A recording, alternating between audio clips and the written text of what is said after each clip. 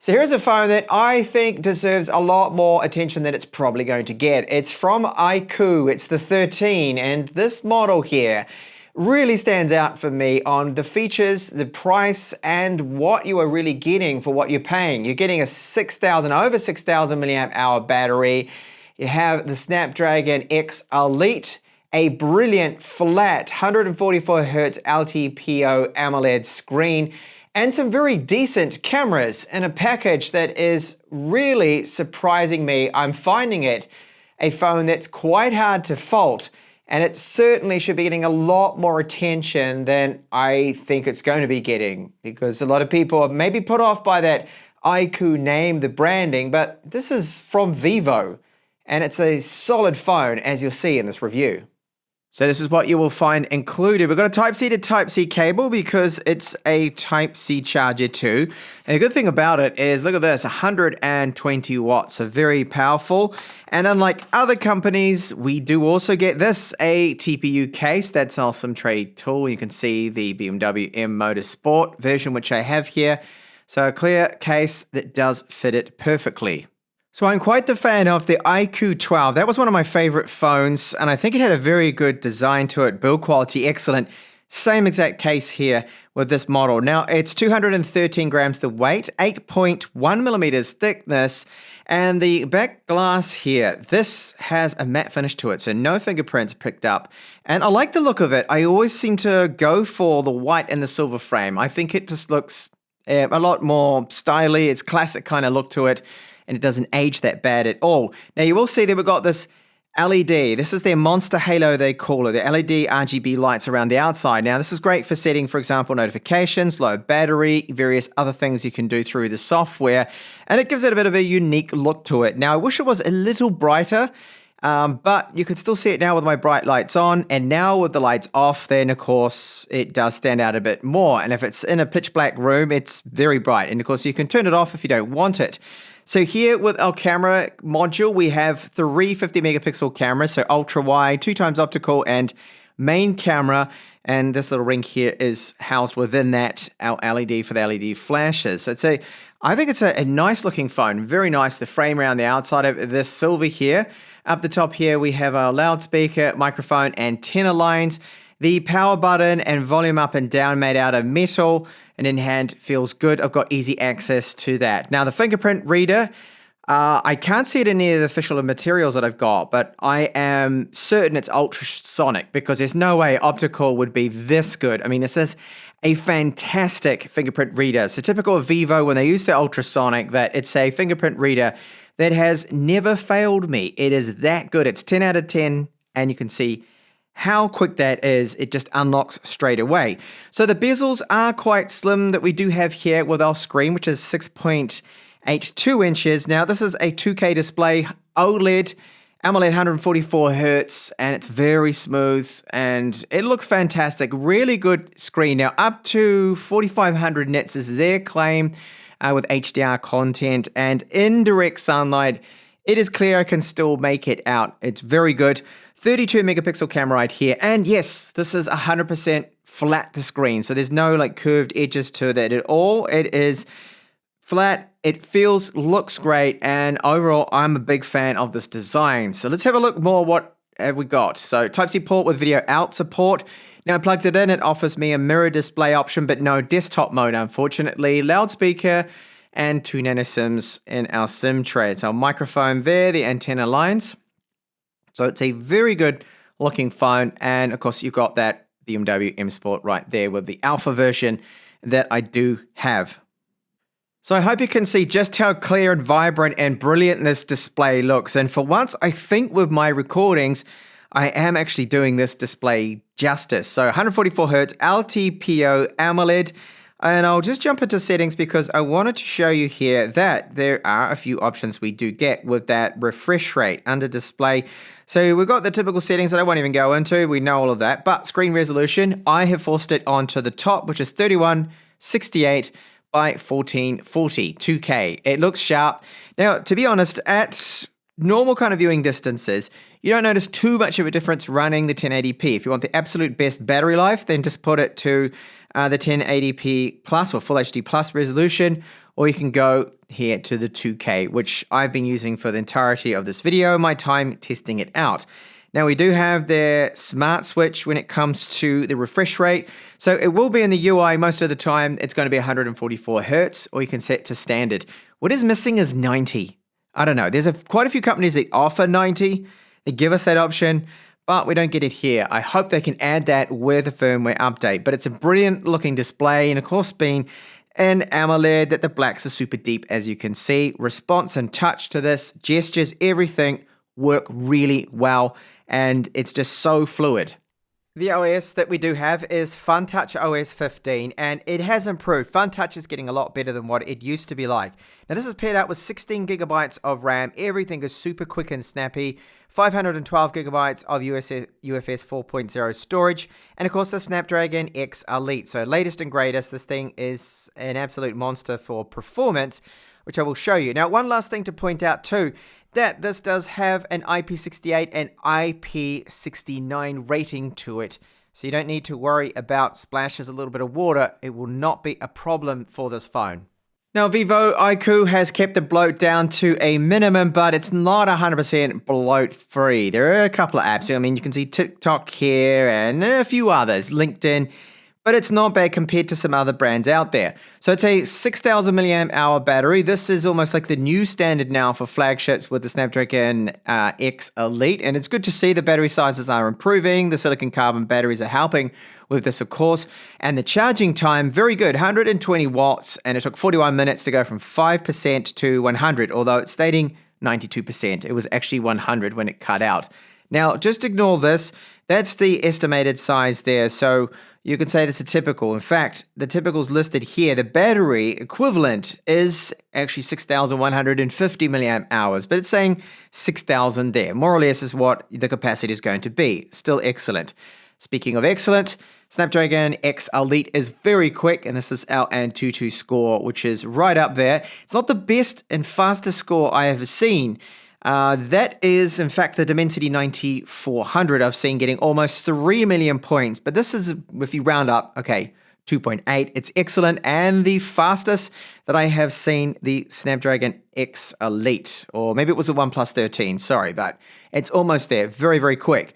Throttling, okay, it does happen, and you can see it throttles down to there almost 40% is what you're going to see, the drop in performance. And it happens quite quickly. About the 3-minute, 4-minute mark is where that performance just drops off. So for short bursts when you're not gaming, you're going to get that power. But with the continual use and load of this like gaming, it will eventually drop off a little bit. Still, the lowest loop score is very high. Now, thermals, I found to be very good on this because a couple of the devices I'm covering that have the Snapdragon X Elite are getting up to 54 degrees, and you'll see the internal sensors picking up temperatures of 50, 49, 51, 40 degrees. That's actually very good, but it's because it's throttled so much just in the beginning there, as you saw. However, even gaming, I'm still seeing just temperatures of the surface and the frame getting hot, yes, but only 46 degrees, which is so much better than some of the competition. We have a Widevine level 1 cert, so yes, this means Netflix, Amazon Prime Video is in full HD. Camera 2 API support is also there for open camera, Gcam ports if you wanted to test those. And here's the playback spec that I thought I would show you too. This is from within Netflix. So HDR10 is supported with the screen, and full HD as mentioned before with the L1 cert for DRM for streaming content. So that is all good. And the battery life, excellent. Now here I forgot to force it into 144 Hertz. So this result should be probably about 10 hours. But on screen time, you are looking at around 8 hours, possibly even 9. It is very good with this phone I've found. Snapdragon X Elite is not, I think, quite as efficient as the 9400 from MediaTek, but it still is a lot better than its predecessor. And the slightly larger batteries we're getting means that you are getting a very good battery life. And a lot of people, it will probably last them about 2 days, this phone, before needing to charge, as long as you've got good signal strength all the time. Now, the haptics with our IQOO 13, very good. They are nice, sharp, strong pulses, and I think they've done an excellent job with the little haptics motor in this. It's so much better than what some of the previous models were like, and it's great to see them improving this area. Speakers are also good. So we have a loudspeaker here, there's one down here. Now I find that the bottom speaker tends to be a little bit louder than the one in the earpiece, and overall they're good. Volume is good, there's a bit of bass, mids, treble is there, as you hear from this following sample.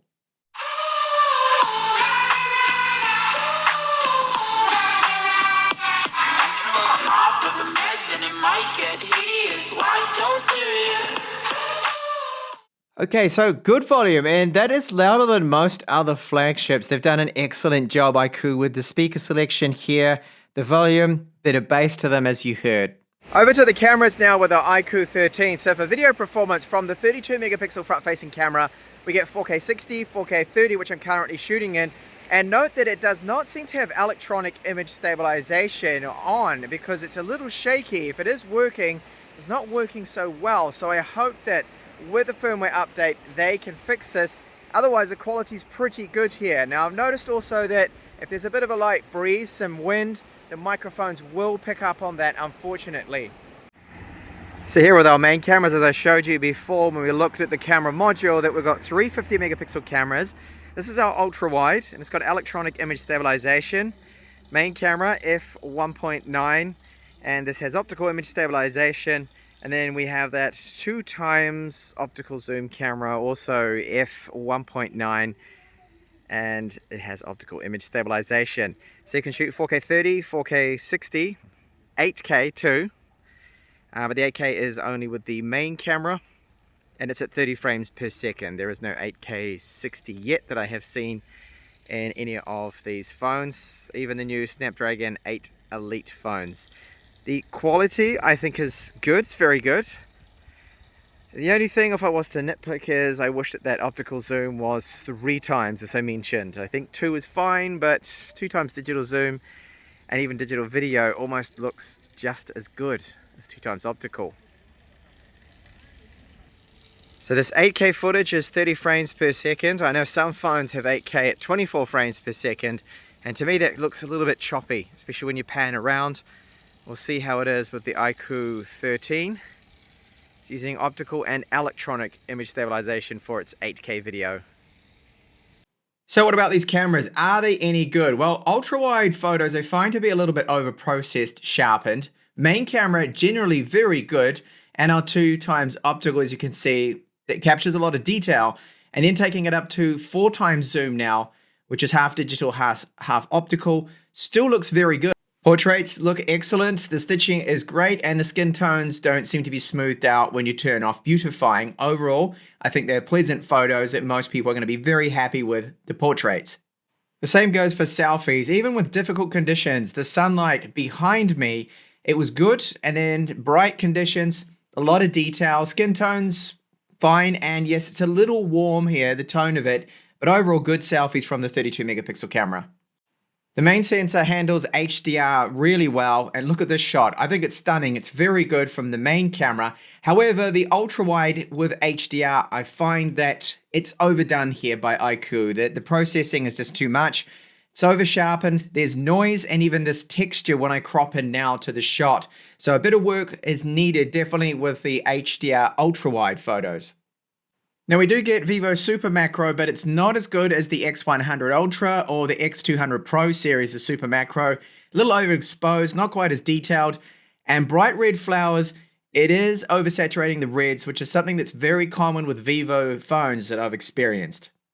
Low light in general is excellent from the IQOO 13. However, now and then, one of the photos, it will overcook it. Like this one, it's just a bit overdone, the exposure, looks far too bright. But then this shot, this was taken in very dark conditions late at night.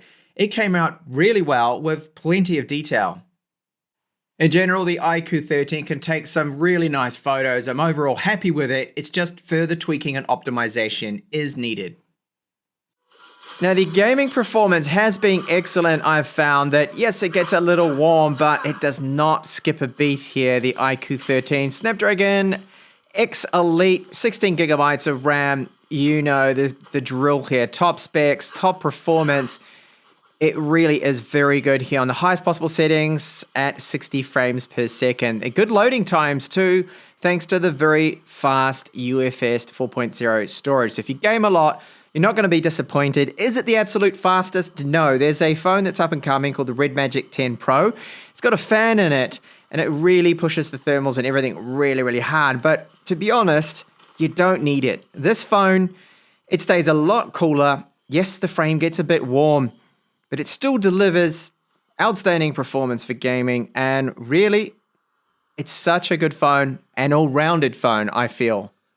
The IQOO 13, I think, is an excellent phone. What is on offer here is a very all-rounded package. 120 watt charging, 6,125 milliamp hour battery, great battery life, brilliant flat AMOLED 144 Hz screen, Fun Touch OS 15 based off Android 15, performs really well, it's fluid, and we've got some very decent cameras here. Speakers are great, fingerprint reader is also excellent, we've got video out. What are the downsides to it? So, it really is coming down to nitpicking from my end. I think the 2x optical should be 3x optical. I think personally that would be a little bit better for portraits, just to get in a bit more closer, but still the 2x is a decent camera. However, the main camera at 2x digital zoom offers similar kind of image quality, so that's where I think that maybe they should have gone with 3x optical on it, and some of the image processing is a bit overdone. So the ultra-wide photos can sometimes show like a texture, some grain, some noise to it, some compression shouldn't really be there, but it does take some fantastic photos. You've got such a good screen, the loudspeakers, the whole package and experience with the IQOO 13 for me really does stand and set itself apart from the rest of the competition. There's something special here from them. I think they've done a fantastic job with it, and I really hope this phone gets more attention because it deserves a lot more. And I know so many other phones, people tend to shift and go, no, it's the OnePlus 13's better, or this is better, but so far for me, I think this is the flagship to get if you don't want to spend Samsung or Apple prices.